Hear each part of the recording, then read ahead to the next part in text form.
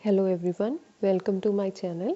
आज आप डिस्कस करन जा रहे हैं पॉलिटी एमसीक्यू सीरीज़ का पार्ट नंबर 7। चलो देखते हैं आज the first question. Question number 1, which of the following statements are correct regarding directive principle of state policy that is DPSPs। Option A, they are justiciable in nature.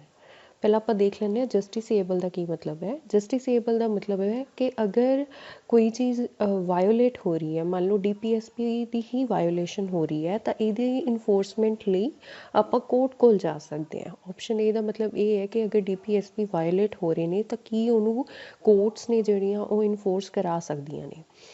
Option B, they are not enforceable by courts for their violation, या इत्थे लिखा हो सकता सी they are non justiciable in nature. Option C, these principles are fundamental for the governance of the country.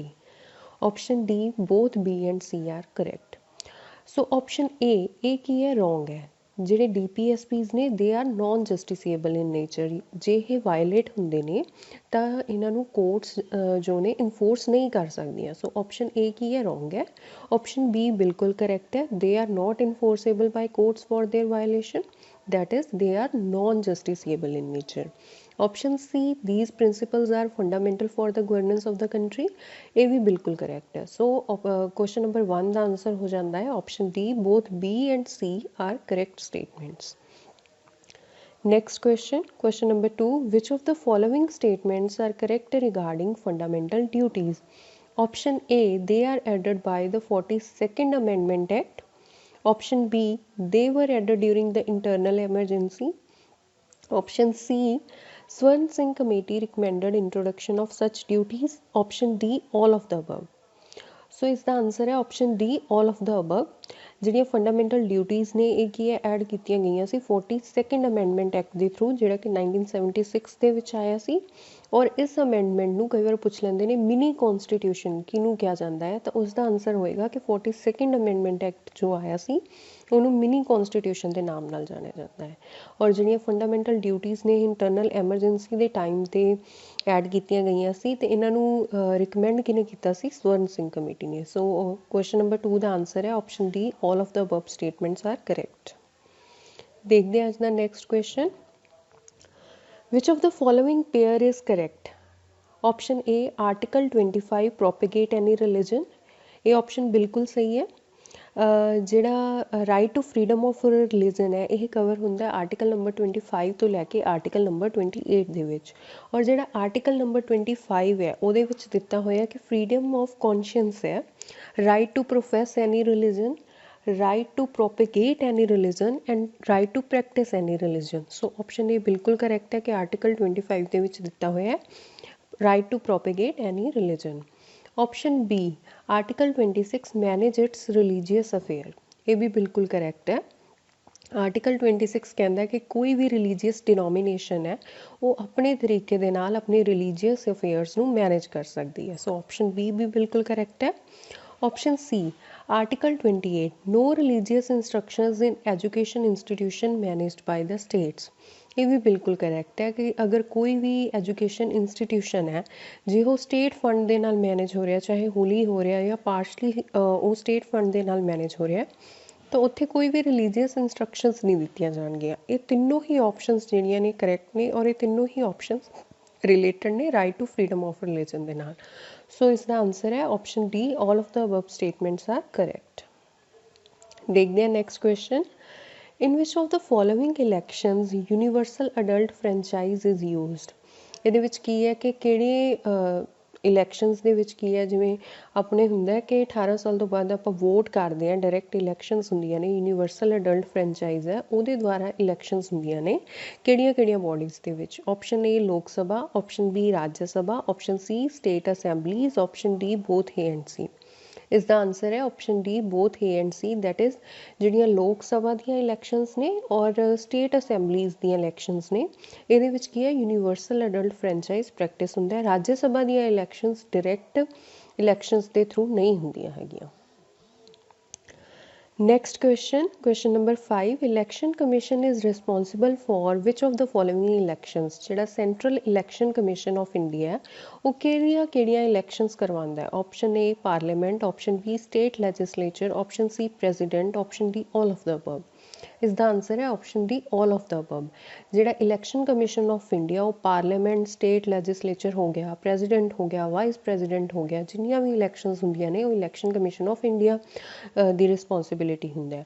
But ਜਿਹੜੀਆਂ ਆਪਣੀਆਂ local governments ਬਣੀਆਂ ਹੋਈਆਂ ਨੇ ਜਿਵੇਂ ਕਿ ਪੰਚਾਇਤਸ ਹੋ ਗਈਆਂ, ਇਹਦੀਆਂ ਜਿਹੜੀਆਂ ਇਲੈਕਸ਼ਨਸ ਨੇ ਉਹ ਕਿਹਦੀ ਰਿਸਪੌਂਸਿਬਿਲਿਟੀ ਹੁੰਦੀ ਹੈ? ਉਹ ਹੁੰਦੀ ਹੈ state election commission the.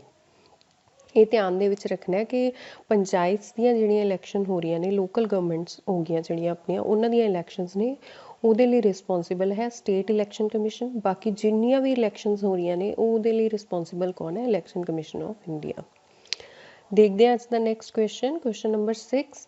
Which of the following statements are correct regarding 73rd Amendment Act? Option A introduce third tier of government। Third tier of government ਦੇ ਵਿੱਚ ਕੀ ਸੀ? ਜਿਹੜਾ ਲੋਕਲ ਗਵਰਨਮੈਂਟਸ ਜਿਵੇਂ ਕਿ ਪੰਚਾਇਤਸ ਹੋ ਗਈਆਂ, ਮਿਊਨਸੀਪਲ ਕਾਰਪੋਰੇਸ਼ਨਸ ਹੋ ਗਈਆਂ, ਇਹ ਆਪਸ਼ਨ ਬਿਲਕੁਲ ਕਰੈਕਟ ਹੈ। 73rd ਅਮੈਂਡਮੈਂਟ ਐਕਟ ਦੇ ਨਾਲ third tier of government introduce ਕੀਤਾ ਗਿਆ ਔਰ ਇਹਦੇ ਨਾਲ ਕੀ ਹੈ? ਪੰਚਾਇਤਸ ਇੰਟਰੋਡਿਊਸ ਕੀਤੀਆਂ ਗਈਆਂ। ਆਪਸ਼ਨ ਬੀ ਪਾਰਟ 9 ਵਾਜ਼ ਇੰਟਰੋਡਿਊਸਡ, ਇਹ ਵੀ ਬਿਲਕੁਲ ਕਰੈਕਟ ਹੈ। ਆਪਸ਼ਨ ਸੀ ਨਿਊ ਸ਼ਡਿਊਲ 11 ਵਾਜ਼ ਐਡਡ, ਇਹ ਵੀ ਬਿਲਕੁਲ ਕਰੈਕਟ ਹੈ। ਸੋ ਇਸ ਦਾ ਆਨਸਰ ਹੋ ਜਾਂਦਾ ਹੈ option D all of the above statements are correct. ਕਈ ਵਾਰ ਇੱਥੇ ਆ ਜਾਂਦਾ 74th ਅਮੈਂਡਮੈਂਟ ਐਕਟ, ਉਹਦੇ ਨਾਲ ਵੀ third tier of government introduce ਹੋਇਆ ਸੀ ਬਟ ਪੰਚਾਇਤਸ ਨਹੀਂ ਇੰਟਰੋਡਿਊਸ ਹੋਏ ਸੀ। 74th ਅਮੈਂਡਮੈਂਟ ਐਕਟ ਦੇ ਨਾਲ ਕੀ ਹੈ? ਮਿਊਨਸੀਪਲ ਕਾਰਪੋਰੇਸ਼ਨਸ ਇੰਟਰੋਡਿਊਸ ਕੀਤੇ ਗਏ ਅਤੇ 74th ਅਮੈਂਡਮੈਂਟ ਐਕਟ ਨੇ ਪਾਰਟ 9A ਇੰਟਰੋਡਿਊਸ ਕੀਤਾ ਔਰ ਉਹਦੇ ਵਿੱਚ ਇੱਕ ਨਵਾਂ ਸ਼ਡਿਊਲ ਆਇਆ ਜਿਹੜਾ ਕੀ ਸੀਗਾ? Schedule number 12। ਦੇਖਦੇ ਹਾਂ ਅੱਜ ਦਾ next question, question number 7। Which of the following are correct? Option A Citizenship Part 2, Option B Fundamental Rights Part 3, Option C DPSPs Part 4, Option D all of the above। So option A ਬਿਲਕੁਲ correct ਹੈ। Citizenship ਜਿਹੜੀ ਹੈ Part 2 of the Constitution ਵਿੱਚ ਦਿੱਤੀ ਹੋਈ ਹੈ। Fundamental Rights ਜਿਹੜੇ ਨੇ ਉਹ Part 3 ਵਿੱਚ ਦਿੱਤੇ ਹੋਏ ਨੇ। DPSPs ਜਿਹੜੇ ਨੇ ਉਹ Part 4 ਦੇ ਵਿੱਚ ਦਿੱਤੇ ਹੋਏ ਨੇ। ਸੋ ਇਸ ਦਾ ਆਨਸਰ ਹੋ ਜਾਂਦਾ ਹੈ Option D all of the above are correct। Next question, which of the following are correct? Option A Irish ਤੋਂ ਆਪਾਂ ਲਈ ਹੈ ਐਮਰਜੈਂਸੀ ਦੀ provision. Option B Canadian strong centre. Option C French ਜਿਹੜੀ ਕੰਟਰੀ ਉੱਥੋਂ ਆਪਾਂ ਬੋਰੋ ਕੀਤਾ liberty, equality and fraternity. Option D both B and C are correct. So ਜਿਹੜੀ ਆਪਸ਼ਨ ਏ ਹੈ ਇਹ ਰੋਂਗ ਹੈ। ਜਿਹੜੀ ਐਮਰਜੈਂਸੀ ਦੀ ਪ੍ਰੋਵੀਜ਼ਨ ਹੈ ਆਪਾਂ ਪਹਿਲਾਂ ਵੀ ਡਿਸਕਸ ਕੀਤਾ ਹੋਇਆ, ਇਹ ਆਪਾਂ ਲਈ ਹੈਗੀ ਹੈ ਜਰਮਨੀ ਤੋਂ। ਸੋ ਆਪਸ਼ਨ ਏ ਕੀ ਹੈ? ਰੋਂਗ ਹੋ ਜਾਂਦਾ। ਆਪਸ਼ਨ ਬੀ ਬਿਲਕੁਲ ਕਰੈਕਟ ਹੈ, ਕੈਨੇਡਾ ਤੋਂ ਸਟਰੋਂਗ ਸੈਂਟਰ ਬੋਰੋ ਕੀਤਾ। ਆਪਸ਼ਨ ਸੀ ਫ੍ਰੈਂਚ ਤੋਂ ਲਿਬਰਟੀ, ਇਕੁਐਲਿਟੀ ਐਂਡ ਫ੍ਰੈਟਰਨਿਟੀ। ਇਹ ਤਿੰਨੋਂ ਹੀ ਜਿਹੜੇ ਵਰਡਸ ਨੇ ਲਿਬਰਟੀ, ਇਕੁਐਲਿਟੀ, ਫ੍ਰੈਟਰਨਿਟੀ, ਇਹ ਪ੍ਰੀਐਂਬਲ ਦੇ ਵਿੱਚ ਯੂਜ਼ ਹੋਏ ਨੇ ਔਰ ਇਹ ਬੋਰੋ ਕੀਤੇ ਗਏ ਆ ਫ੍ਰੈਂਚ ਤੋਂ। ਸੋ ਇਸ ਦਾ ਆਨਸਰ ਹੋ ਜਾਂਦਾ ਹੈ option D both B and C are correct statements. ਦੇਖਦੇ ਹਾਂ ਅੱਜ ਦਾ next question, question number 9। Which of the following are correct regarding preamble? Option A American constitution was first to begin with preamble, ਬਿਲਕੁਲ correct ਹੈ। ਜਿਹੜਾ America ਦੀ ਕੌਨਸਟੀਟਿਊਸ਼ਨ ਸੀ ਉਹ ਸਭ ਤੋਂ ਪਹਿਲਾਂ ਸੀ ਜਿਨ੍ਹਾਂ ਨੇ ਪ੍ਰੀਐਂਬਲ ਦਾ ਆਈਡੀਆ ਲੈ ਕੇ ਆਏ। Option B preamble is based on objective resolution, ਇਹ ਵੀ ਬਿਲਕੁਲ ਕਰੈਕਟ ਹੈ। ਜਿਹੜੇ ਜਵਾਹਰ ਲਾਲ ਨਹਿਰੂ ਜੀ ਨੇ ਓਬਜੈਕਟਿਵ ਰੈਜ਼ੋਲਿਊਸ਼ਨ ਮੂਵ ਕੀਤਾ ਸੀ ਕੌਂਸਟੀਟਿਊਐਂਟ ਅਸੈਂਬਲੀ ਦੇ ਵਿੱਚ 13 ਦਸੰਬਰ 1946 ਨੂੰ, ਜੋ ਪ੍ਰੀਐਂਬਲ ਅੱਗੇ ਜਾ ਕੇ ਬਣਿਆ ਉਹ ਇਸ ਓਬਜੈਕਟਿਵ ਰੈਜ਼ੋਲਿਊਸ਼ਨ ਦੇ ਉੱਪਰ ਹੀ ਬੇਸਡ ਸੀ। Option C preamble is amended by 44th amendment act, ਇਹ ਇਨਕਰੈਕਟ ਹੈ। ਜਿਹੜਾ ਪ੍ਰੀਐਂਬਲ ਹੈ ਉਹਦੇ ਵਿੱਚ ਜਿਹੜੀ ਅਮੈਂਡਮੈਂਟ ਹੋਈ ਸੀ ਉਹ ਹੋਈ ਸੀ 42nd ਅਮੈਂਡਮੈਂਟ ਐਕਟ 1976 ਦੇ ਨਾਲ। ਸੋ ਆਪਸ਼ਨ ਸੀ ਕੀ ਹੈ? ਰੋਂਗ ਹੋ ਜਾਂਦੀ ਹੈ। ਆਪਸ਼ਨ ਡੀ ਕੀ ਹੈ? Both A and B are correct. So ਆਪਣਾ ਆਨਸਰ ਬਣ ਜਾਂਦਾ ਹੈ option D both A and B are correct statements. Next question, which of the following statements are correct regarding fundamental duties? Option A there are 11 fundamental duties, बिल्कुल correct है। Total 11 fundamental duties ने। Option B they are mentioned in part 4A of the constitution, ये भी बिल्कुल correct है।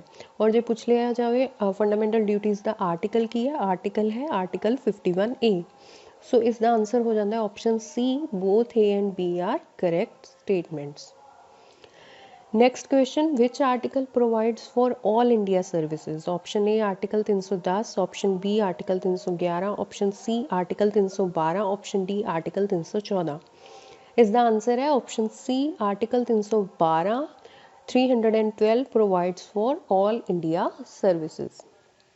Next question, the Constitution of India provides for election commission under article. Election commission the provision ਕਿਹੜੇ article ਵਿੱਚ ਦਿੱਤਾ ਹੋਇਆ? Option A 321 ਦੇ ਵਿੱਚ, option B article 322 ਦੇ ਵਿੱਚ, option C article 323 ਦੇ ਵਿੱਚ ਜਾਂ ਫਿਰ option D article 324 ਦੇ ਵਿੱਚ। ਇਸ ਦਾ ਆਨਸਰ ਹੈ article 324 ਦੇ ਵਿੱਚ ਕੀ ਹੈ, ਇਲੈਕਸ਼ਨ ਕਮਿਸ਼ਨ ਦਾ provision ਦਿੱਤਾ ਹੋਇਆ ਹੈ। So next question, if a new state of the Indian Union is to be created, which one of the following schedules must be amended? Option A first schedule, option B second schedule, option C third schedule, option D fifth schedule।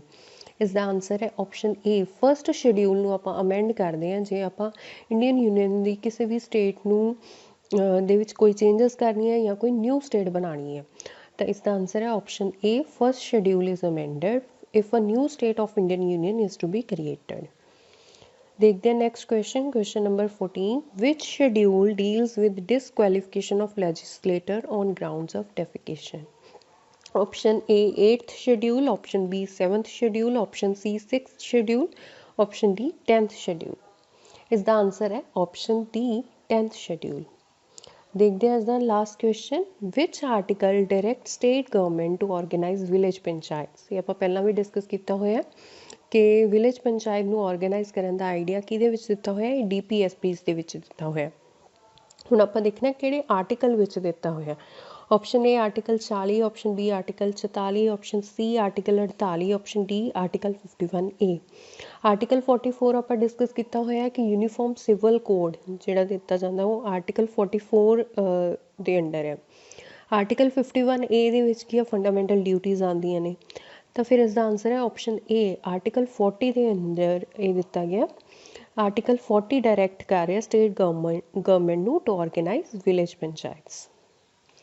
ਇਹ ਸੀ ਆਪਣੇ ਅੱਜ ਦੇ question, hop ਕਰਦੇ ਹਾਂ ਤੁਹਾਡੀ preparation ਵਿੱਚ ਕਾਫੀ helpful ਹੋਣਗੇ। ਅਗਰ ਕਿਸੇ ਦਾ ਕੋਈ ਵੀ ਡਾਊਟ ਹੈ ਤਾਂ ਉਹ ਕਮੈਂਟ ਸੈਕਸ਼ਨ ਦੇ ਵਿੱਚ ਜ਼ਰੂਰ ਕਮੈਂਟ ਕਰਨਾ। ਮਿਲਦੇ ਹਾਂ ਨੈਕਸਟ ਵੀਡੀਓ ਦੇ ਵਿੱਚ। Thank you.